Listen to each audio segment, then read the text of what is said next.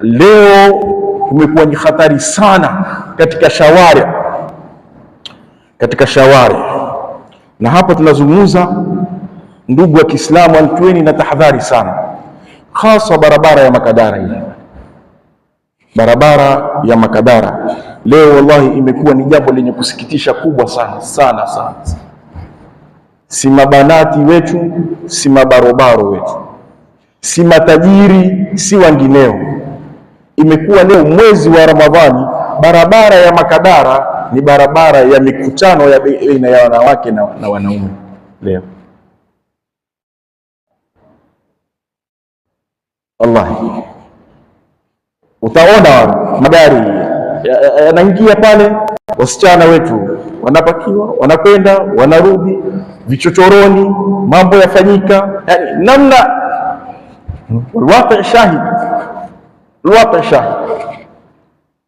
Imekuwa mwezi wa Ramadhani leo tayari wenye kupigana simu washapigana simu kwamba sisi tukimaliza kufungua khalas, haya mawiduna yaumu zina. Hapo barabara ya nini? Barabara ya Makadara.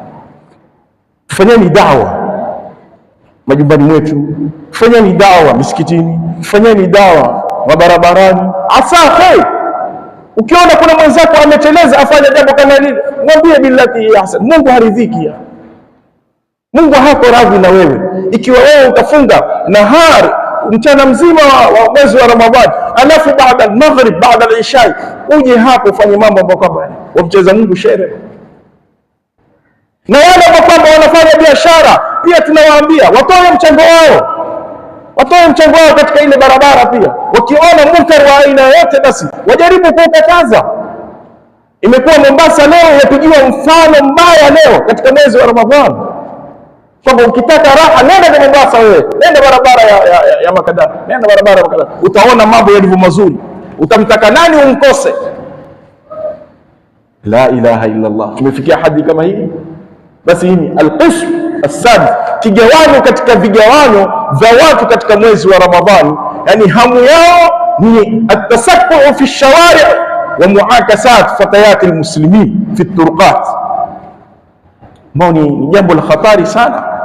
Mungu hako radhi nalo jambo kama hili.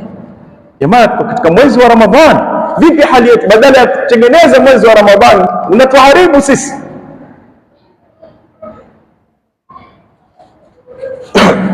Al-qismu sabi, kigawanyo cha saba cha aina ya watu katika